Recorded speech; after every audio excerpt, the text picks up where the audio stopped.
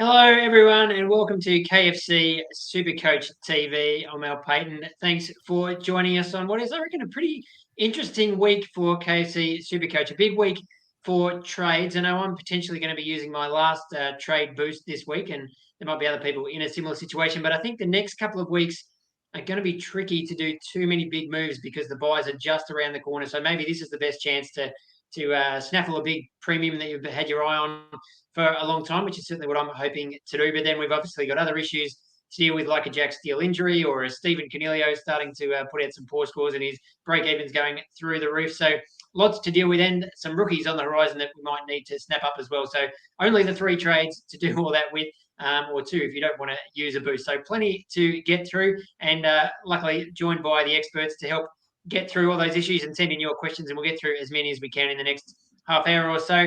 The Phantom, pleasure as always. Seeing your ranking is just getting higher and higher every week. How's your team looking heading into round 10?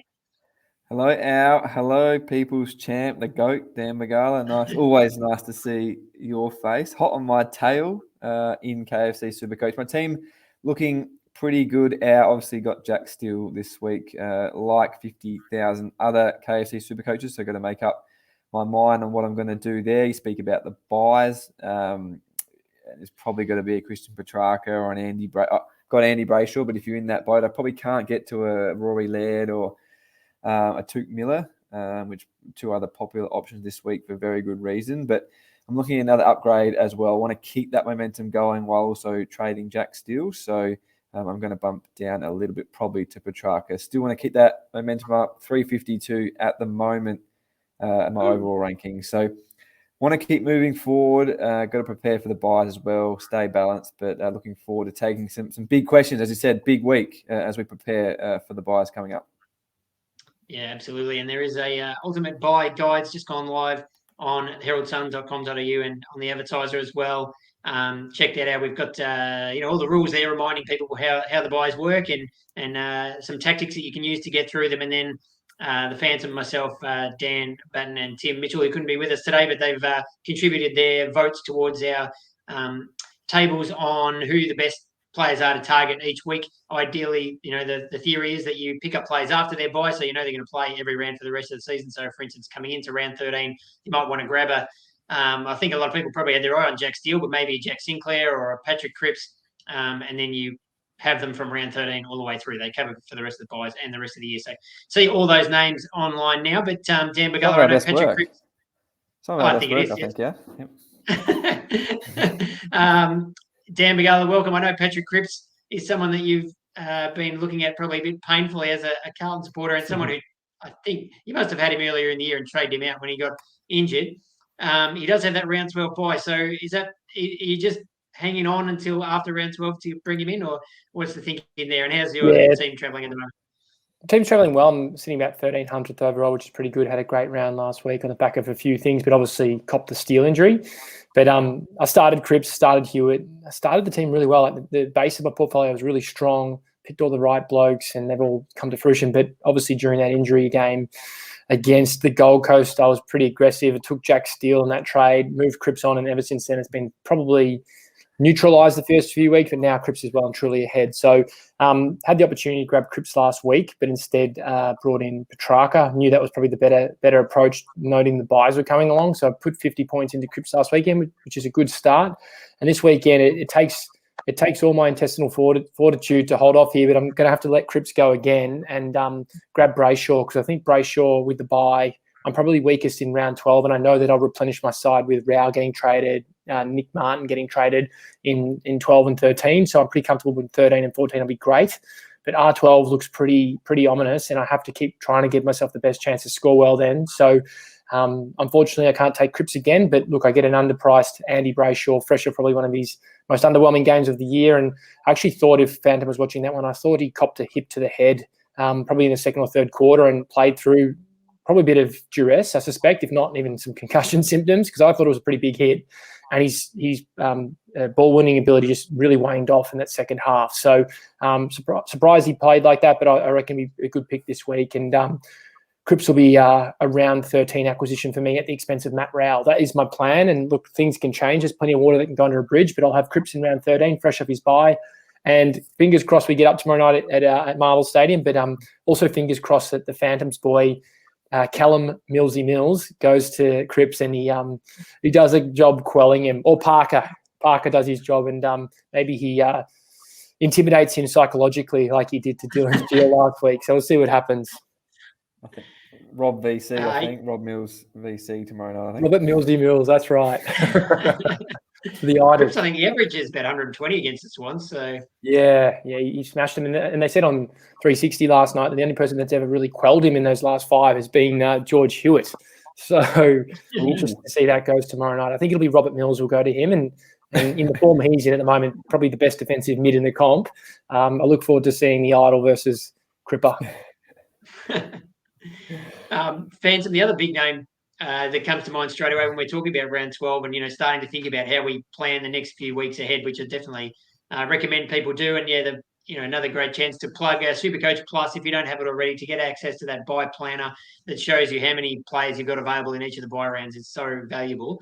But a couple of names that are coming up in trade talk this week are Stephen Canelio, as I mentioned off the top, and even a Nick Martin as well, who've been just such great buys for us from the start of the year. Most of us were happy to just have them sitting in our forward line and either thinking we might keep them for the whole year or just, we'll deal with them later because they're scoring as well as, nearly anyone you'd bring in anyway.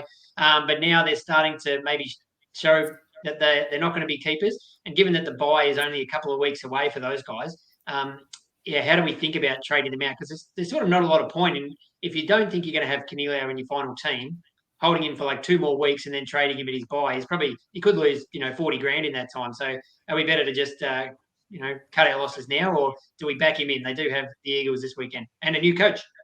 Well, we've got the SuperCoach investor, Dan Begala, here, and he will say on a numbers and money perspective, it's time to move Canelio on after that season low 37. And this is the time to cash in and upgrade, make a meaningful upgrade with him. You don't need a lot of cash to do so. I just think I'm going to move Nick Martin on at this point, though. I can still get to my upgrade target in Jack Sinclair in defence, who is a very good price this week, $520K for the 4th-ranked defender in KFC SuperCoach. I can still make that move.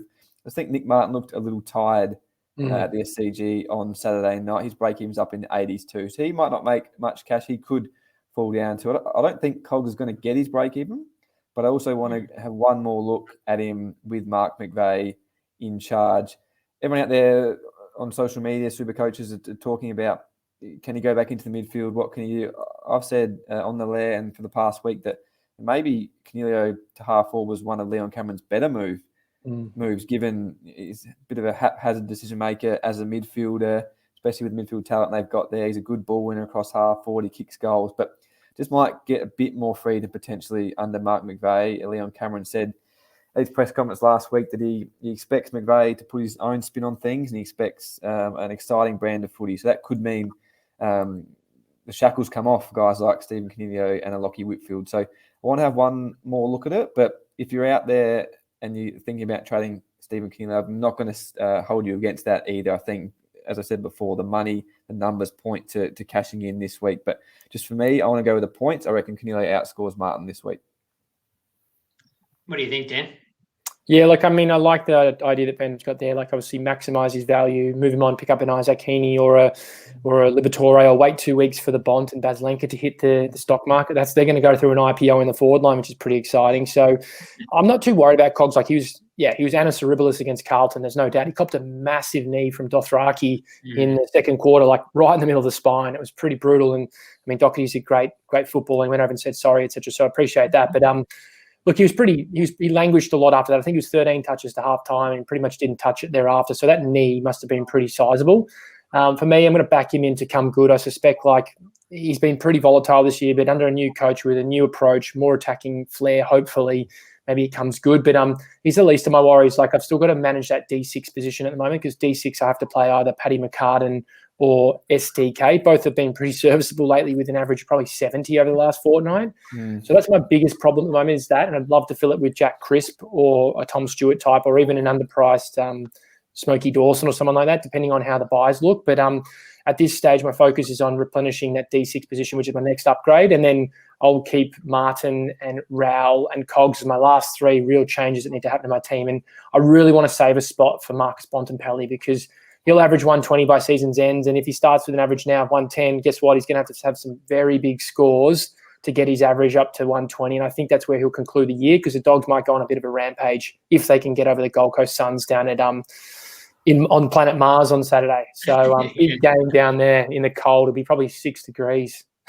Brutal for the supporters. Yeah.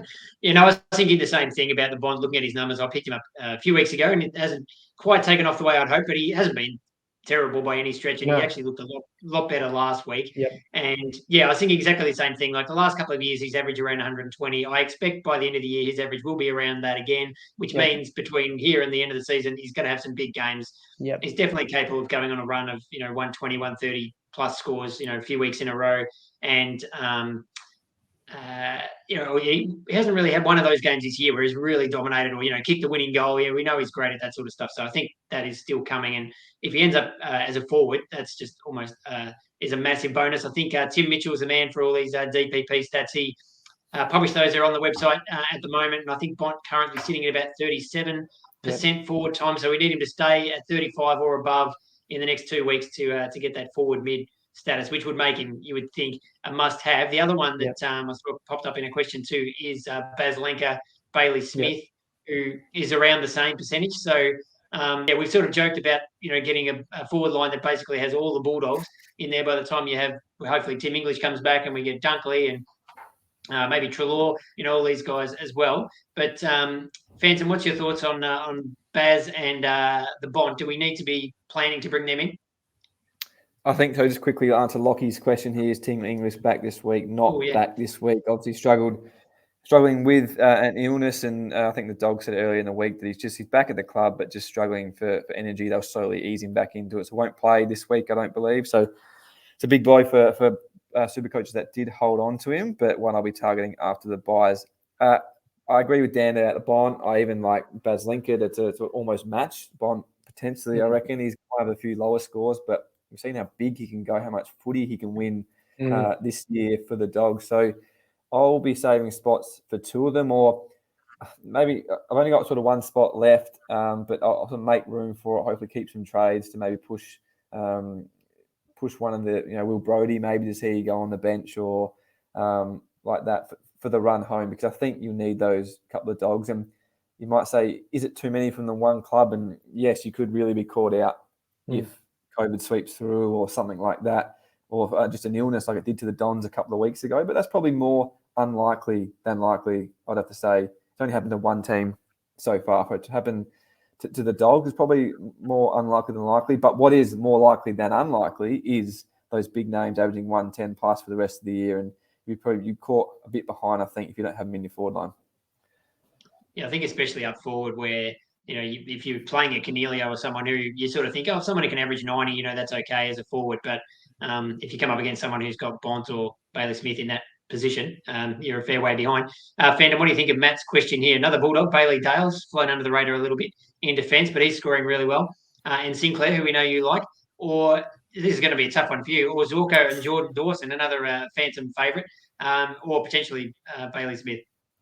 Oh, interesting one. The hipster from the Phantom's lair liked Bailey Dale this week, likened him to Tom Stewart for his consistency. Might not get the 160s that Dane Zorko could pump out, but it was always just over 3 figures. And so a lock almost to get 3 figures every week, Bailey Dale, the way he kicks the footy. So I think, Matt, I like Bailey Dale and Jack Sinclair, as I said before. The bloke scored 600 to start the year. That streak was only stopped by those poor conditions up in Cairns, and then he scored another 80 points against the D's the following week in a tough matchup. Very good again against Geelong on the weekend. Got the Crows in Adelaide this week, and then the North Melbourne, I think, the Saints. So I like Bailey Dale and Jack Sinclair there for you, Matt. Dane Zorko, very up and down. I know you jumped on last week, but I like the stability of Dale and Sinclair. Yeah, no, I can't argue with that, even after 1 week of Dane Zorko ownership. Dan, I'll throw this one at you from Troy. What do you think? This is a bit of a tactical ploy to get through the buys, getting rid of someone like Cornelio now before he loses a heap of cash picking up Darcy Cameron, a Tim Mitchell favourite. He brought him in a couple of weeks ago, and I think he's been pretty happy with him. And if he can just score you some decent points, get you through to that last bye, and then maybe you could trade him out and bring in, a Bont or Bailey Smith, who've just come off their round 13 bye. You could really have all the dominoes lined up there. Could that potentially work? Yeah, I don't mind the idea, because I thought Darcy Cameron, since Grundy's gone down, has averaged probably high 90s and been really, really effective as the first ruck, with Aiden Beggs sort of just chopping out for probably 10 to 20% of the game time. So the best thing about Darcy Cameron, I think we're pretty adamant he's going to get ruck forward status, which would even make greater flexibility for your side. But unlikely with Hayes at R3, it's really going to contribute much. It will probably be once Hayes departs your team, you could then move Hayes on and bring a forward in, possibly upgrade Hayes to a Bont or something like that, or even a Baslenka. But look, I haven't paid too much homage to Darcy Cameron. Like, I haven't really needed a forward. Like, my forward line's pretty jam-packed at the moment, in with cogs at F6. But it is a pretty good play, because as we know, ruckmen, they just score from rocking up, passing across the white line and strapping up their boots, they score. So it's that easy for a ruck to score. So I don't mind the pick, but yeah, he hasn't been on my radar, but there are a lot of people out there. I think there's probably 10-15% of players that are doing it, and led by Tim Michelle, who's been really doing a good job of that. But not for me, but I don't see any bad merit in doing that. It's a pretty good move. Yeah, I think we'll get into this more as we get to the buys, but I think there's going to be some interesting tactical moves going on there, because a lot of teams will have a finished team or close to a finished team, and might be a way of sort of chopping and changing as you go to try and get the most points each week, and hopefully still have a few trades left at the other end. Phantom, just talking about Sam Hayes, suggestion here from Para that he could even trade him out already if it meant getting in Sam Walsh. What do you think of that as a move? 2 round 12 bye players, I think. Yeah, I guess it all depends if he's okay for round 12 as it is. Swapping 1 for 1 does make sense. You're not going to lose out by trading Sam Hayes for Sam Walsh. Sam Hayes isn't going to get to Sam Walsh.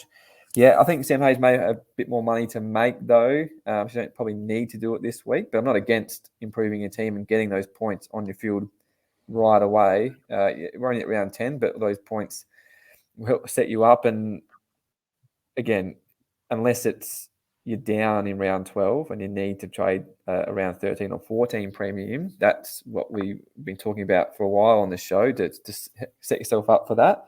Otherwise, I don't mind it.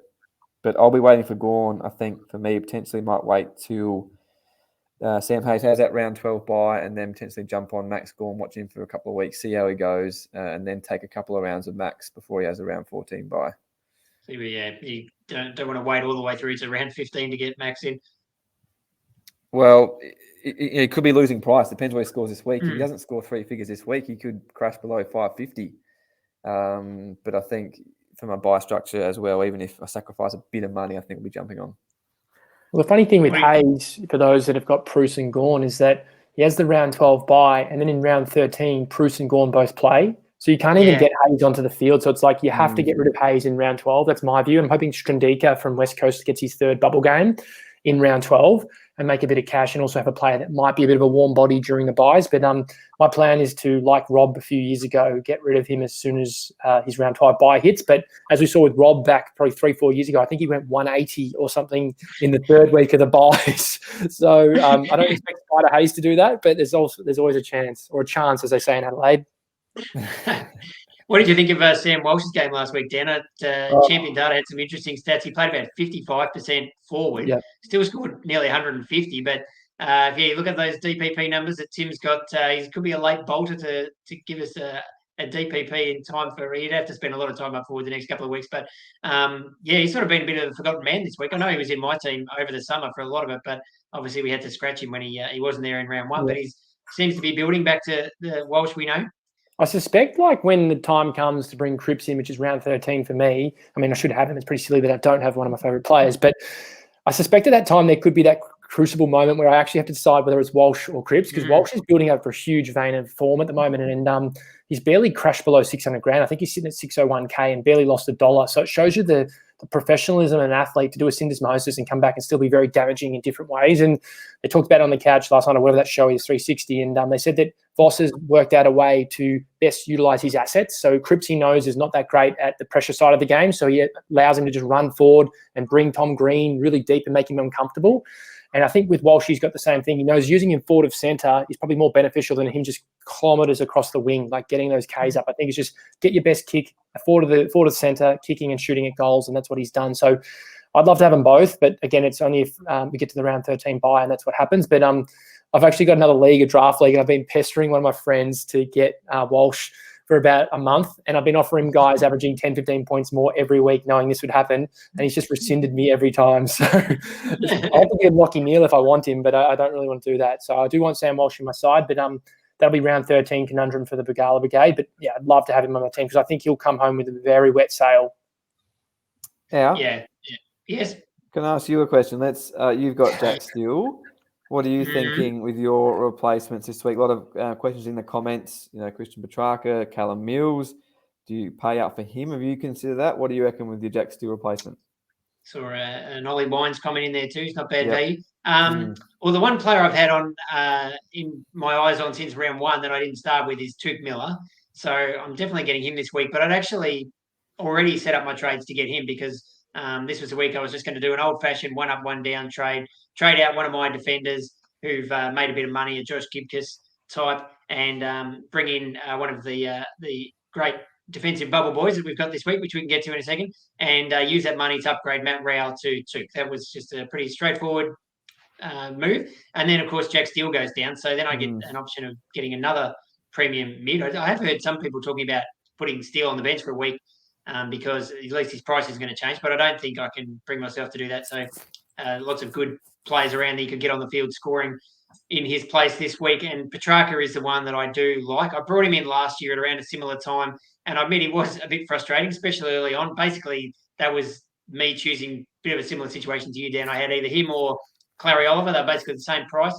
And I thought most people might go for Oliver, so I'll go for Track. And Oliver, in the next month, I think is when he got his 200, and he absolutely went bananas. And Petrarca had a couple of lower scores, but in the second half of the year, he was fantastic. Averaged about 120 in the run home, and I think even this year he's probably a bit better than that. He doesn't seem to have those down games where he could drop a 70 anymore, even if he's a bit under par. He's still sort of around the 90 mark, and we know how big he can go. And given his value and the fact that he plays in round or has the bye in round 14, it all sort of ticks all those boxes for me. So I think he's my number one Jack Steele replacement, along with Tuke, but I penciled him in already. I mean, the other guy that I would love is Rory Laird. Looking at his scores this year, I think he missed the first 2 rounds, was it? And then came back in.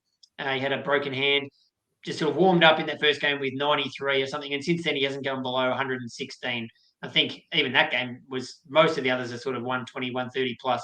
So he just churns them out every single week. At the moment, or as of last weekend, he was only in 2% of teams. I'm sure that'll be a lot higher this week. But yeah, you just if you don't like worrying about your SuperCoach scores, you can just lock in 120 points every week. He'd be very hard to pass up. But he is 630K, which is a little bit more to pay. And yeah, that round 13 buy just doesn't really work for me at all. And you mentioned Callum Mills. I think he might be round 13 as well. So that probably counts him out. But also just the price. He's just so expensive. And we've seen with even guys like a Jack McRae, when he was absolutely flying, you thought, or Tuke even at the start of the year, you thought these guys are never going to get any cheaper. But inevitably, they drop a bad game at some point, and you can get them for closer to 600K at least. So I'd be very reluctant to pay that much. But I mean, his scoring is just insane. When he's on, he can score as high as anybody, and I just don't know. He's had a couple of games where he's scored quite low, and I'm not really sure what the explanation for that is. But I mean, if you could afford him and he fits your buy structure, then you couldn't argue against it. Break even of 167 this week. So yes, he scored that last week, and then the 200 a couple of weeks before that, but still could come down in price and could be one to target after the buy. Just quickly on Rory Laird as well.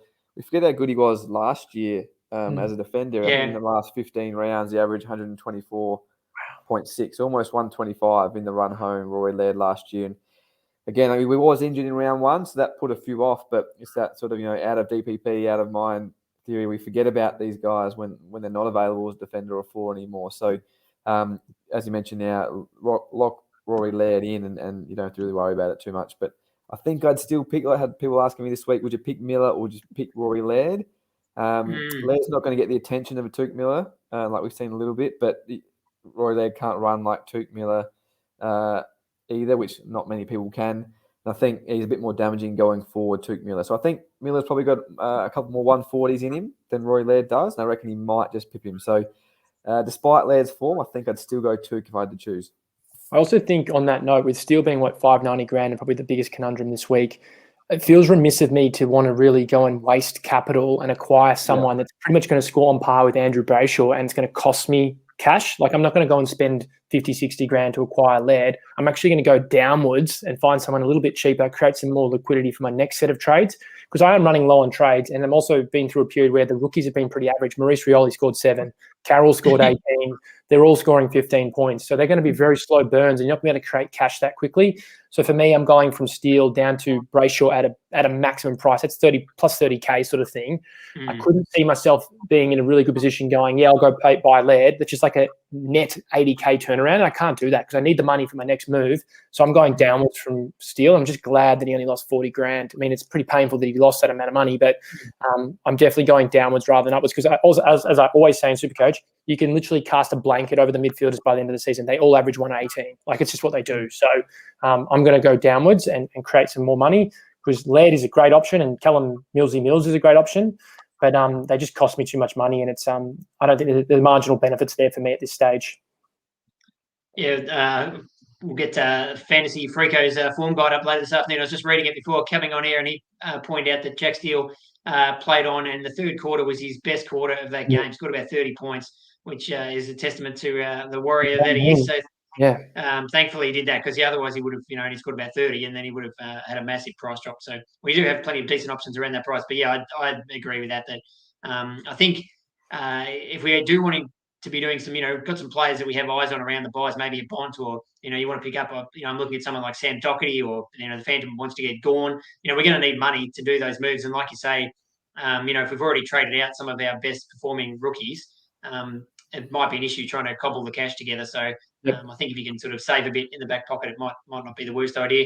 In the defence, Phantom is 593 or 594K too much to pay for a defender, especially in this case.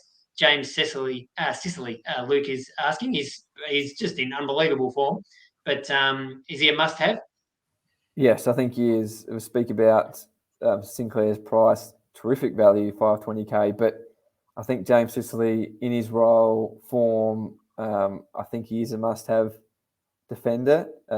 Sinclair, very consistent with his scoring, but doesn't probably have the ceiling of a James Sicily. And even when he's not at his best on game day, he's still scoring well. James Sicily has a massive impact. All his acts are very influential in the game. KFC SuperCoach. He takes kick-ins, he marks it back off the opposition, he hits target by foot, he moves the ball forward as well. So I think we talk about must-have. It's a pretty strong term in KFC SuperCoach, but I think James Sicily is one that to find the money for him. Yes, it makes a lot of sense what you guys both just said about saving the money for future trades. But if you can spare it, I think Sicily is the one to get to. What about just quickly following up on that saving money situation, thinking about who might get some extra points, I guess, really, is what we care about in the St Kilda midfield with Steele out. Brad Crouch scored about 140 last week, had 37 possessions or something. He's had a really good year. He's only 480K or 489. Is that too much to be going down to someone that cheap to obviously, leave you some money to do something else? Too much? Too speculative. And sorry, Dan, quickly, I've got a couple of numbers on Brad Crouch. Cheap for a reason, I think. His kicking efficiency of 51.7% is the lowest of all the top 20 ball winners in the comp. Happened at the Crows, happened his early part of his career at the Saints. I think his kicking and his mistakes by foot just holding him back from joining that top echelon of KFC SuperCoach midfielders. So, yes, you're going down, you're making money, but you're also going down scoring levels, I think. I don't think just because Steele's not going to be there, Brad Crouch might get a little bit more of the ball, but he's got more of the ball. He's had 30 or 29 a couple of times early in the year as well, but hasn't equated to a massive KFC SuperCoach ton. So I don't think he's going to join the 110 club this year from this point, despite Steele's absence.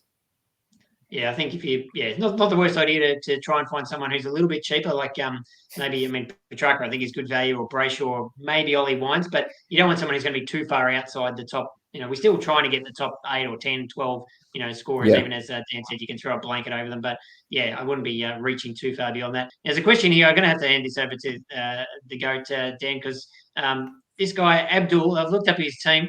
Abs Yes, Magic, it's called. He's ranked 7th overall in KFC SuperCoach.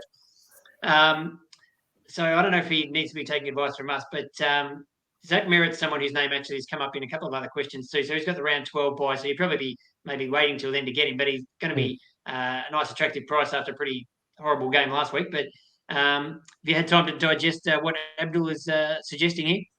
Yeah, I think Abdul's got the concept from Gattaca, and that's that you don't save anything for the swim back. And it's not a bad space to be. It's 7th overall. Congratulations. That's an amazing position to be in. I think, you do have to be aggressive and try and continue to chase that sort of panacea as the number 1 ranked super coach in the nation. But I don't mind it. But, I saw Zach Merritt. He got flattened by Rowbottom, I suspect, and Rowbottom obviously got suspended for that. But Essendon's going to get a rocket up their proverbial, I would suspect, this week and have to come out firing.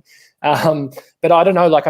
There are better options. I like Baslenka at 532K. Baslenka hasn't put a foot wrong this year, and he's 532 grand. I can't even understand why his price is there, and he will end up a forward. And I think you're obviously on plan to get him in. English, we don't know whether he's even going to come back in the same nick that he was in, because obviously he's lost a few kegs. It's going to affect his ability to win the contested stuff and obviously be good with the aerial stuff. But then also with Bruce and Gawn, we're doing a lot of what ifs here, because what if Gawn isn't worth getting when Bruce continues to punch out 115s and Gawn languishes with a PCL that he's withheld the whole month? We don't know. We don't know what's going with Max. And I watched that game, and he played against Jamison and Bailey Williams, and he didn't smoke them. There was nothing about that game that suggested he was back at his best. So maybe it was just an opportunity to get runs in his legs. He likes to play, and he likes to play through injury, and kudos to Gawney for doing that. But I think, Abdul, in your position, you just got to keep going for the best players in every position, because I think that position is just so high and mighty where you are right now, and you've got to try and leverage that and go for gold. But focusing on M8, M9 loops at this stage is not a big deal for me. I think we're too far from the finish line to do that. I think you should just look to get the best players in every single line and get the rookies off the field as soon as you can. But 4 trades is doable. it will be pretty scary, and you probably have a lot of anxiety going to the end of the year. But that's what it's like when you get to the front. You've got to be at the top of the peloton, and you've got to gas yourself. And I think good on you for being there, and I wish you all the best. But I don't know if Zerett's going to be the player that's going to get you there, unfortunately. I think Bont would be a better player, or someone else like Brayshaw around that price point. I think with those, you can run down potentially to that amount of trades if you've got that cover on the bench. If someone gets injured, Jack McRae gets injured, then he's got a Zach Merritt there or a Tom Green on the bench, which is worth a lot of trades. We wouldn't be making moves to get the player on the field. We had a similar question. I think we might have actually answered this one on the lair, but we all agreed in the lair that we don't mind someone like Travis Boak over Zach Merritt, who could be even cheaper after that low score against North on the weekend, coming off that round 12 bye for Port. Depends where he scores this week. And there was a question earlier about whether he played this week. Didn't train at Alberton on Thursday. The hipster's just been down there. But I think just a bit of hay fever. He's tested negative at the moment for COVID, so just home as a precaution, Travis Boak. So the Power still expect him to play. But depends what he scores this week. He could be coming crashing back to 500K. And this was the second-ranked KFC SuperCoach scorer before last week. Yep. So he could come crashing back to 500K. And that could be your M8, your M9 loophole option at that sort of figure. A player that can go big, and if you can loop it on with the donut there. I don't mind. It is risky. Yep. But again, like you mentioned, Dan, if you're up that high, then you might as well go for it. Yep. Yep. All right. We better start wrapping things up. Quick question here from Stuart about Jack Crisp. Didn't train the other day, had this illness, which is going through all the AFL clubs, it seems. I haven't heard any more. I just did a quick search on Twitter and can't see anything fresh about him. So I don't know if you guys have heard anything, but we're just hoping he shows up in the next day or two. They don't play till Sunday, I don't think, the Pies. So hopefully that gives him enough time to get up. But, make sure you've got some coverage in defence in case he doesn't. Who do I ask? Dan, who would you take? Another key question for the weekend, one that I'm wrestling with. Buku or Rory Thompson? Oh, well, they're both good options, I suspect, because Rory Thompson's got great JS. He'll play every week and get 15 spoils and end up with 23 points. Like, that's what he'll do, but you'll have someone, a bit of a warm body, give you coverage maybe during the buys. But obviously Buku's scoring capacity is a lot better because Buku's proven to be quite a nifty goal scorer. Like, when he goes forward, while he's playing forward, he's been quite – I actually found him really good to watch and fantastic. Like, he got pinged with that 50-metre penalty the other night, which was pretty stiff. But he looks really good. He looks lively. I'm sure he'll get a spate of games in a row prior to Josh Bruce coming back from that ACL. I think he's due in the next 3 to 6 weeks. It might be that he's coming back, and he'll probably push him out of the side. But Buku, unfortunately, doesn't even work for my buys. So he's got that dreaded round 13. He might get me through round 12, but he doesn't really help. And as I said last week, I've used all my boosts.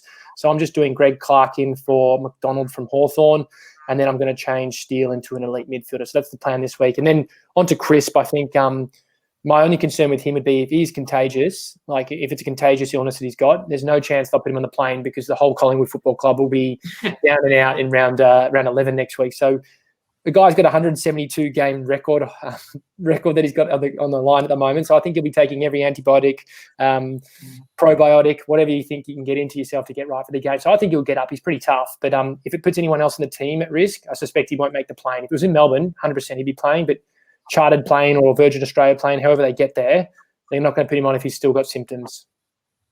Yeah, I hadn't thought about that. Yeah, hopefully it doesn't cause too many headaches. Dr. Unfortunately, yeah.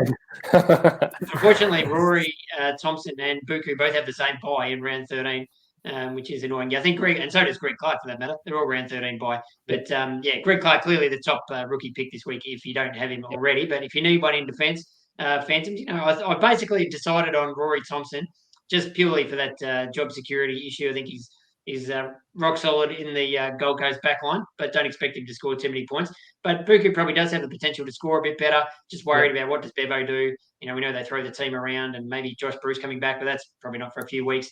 Frico had some good stats on Buku that the Dogs scored quite well when they targeted him inside 50. Yeah. So that's a tick for him. And I did hear that the Dogs have West Coast in a couple of weeks. So, I mean, look, if you could just get on the end of a few and, score a 90, that could be a real bonus in terms of, boosting the price. Because I don't think either of these guys are going to be helping me a whole lot if I need to, make a big upgrade in a month's time.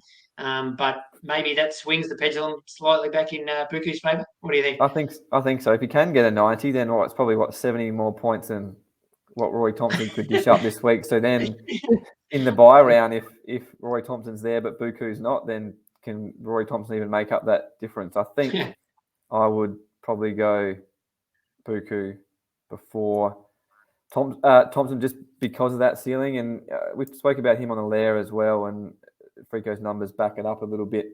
He adds something different to that forward line.